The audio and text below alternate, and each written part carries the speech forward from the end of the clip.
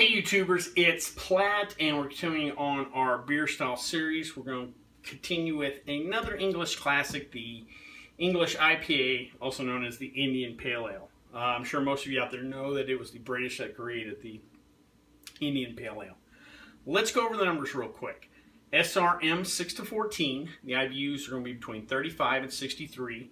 ABV, this beer runs between 5 and 7%. And we're going to serve this beer at 45 to 50 degrees.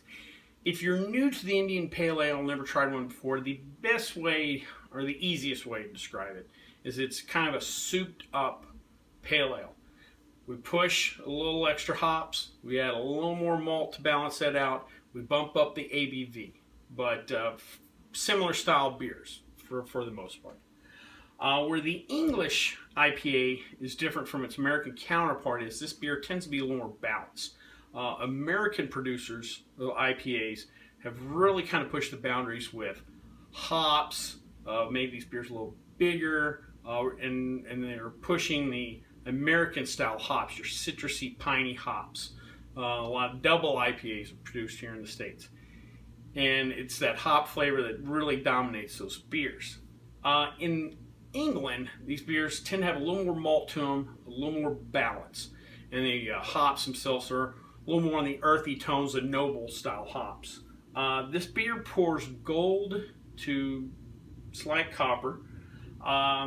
It generally is a clear beer, but you might get a slight haze on some of the Indian Pale Ales that are out there.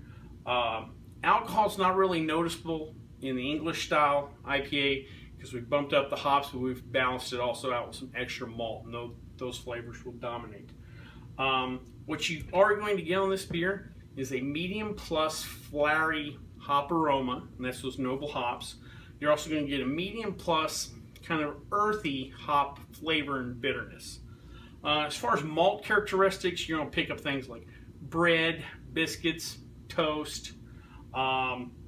The ale yeast will produce medium plus fruity esters. Carbonation wise, we're looking at medium to high. The body's moderate, which kind of produces a short to medium finish. Sometimes that hop flavor will linger a little bit. The particular one we're trying today is the Samuel Smith Indian Pale Ale. The brewery itself is in Tadcaster, North Yorkshire. It was founded in 1758. The brewery was originally known as the John Smith Brewery, but years later his nephew Samuel took over, and that's when it became Samuel Smith. So let's give this a try.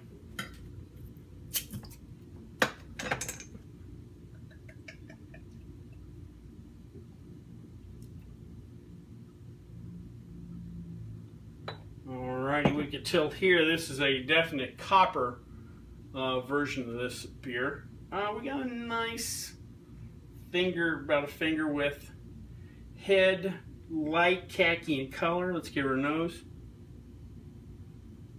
Hops are present, but compared to a lot of American IPAs, I'm picking up more malt than I would, normally. Let's give her a try.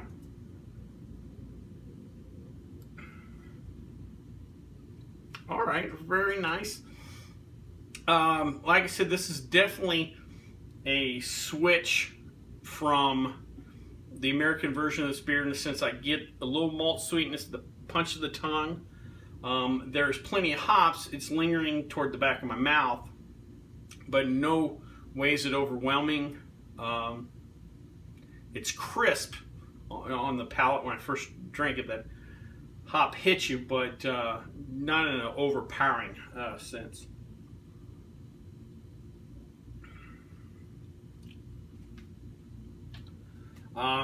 Actually, a little mouthfeel wise, I'd almost, and some of the malt I do pick up, kind of reminds me almost of the Newcastle, but not as much as the dark notes, but kind of that initial malt in the tongue, medium bodied type beer. Like I said, more malt presence definitely than the U.S. counterpart. This beer goes down fairly easy. There's some viscosity to this. It definitely is a step up from, you know, your light beers, obviously, even like the lighter pale ales, blonde ales, you know, more session styles. You've definitely taken a step up, but it's still approachable, still very drinkable. Well, I hope you liked this video. If you did, please subscribe down below. If you have any questions, comments, or concerns, you can leave them in the comment section, or you can always contact me on the Twitter page. Well, until next time, bottoms up.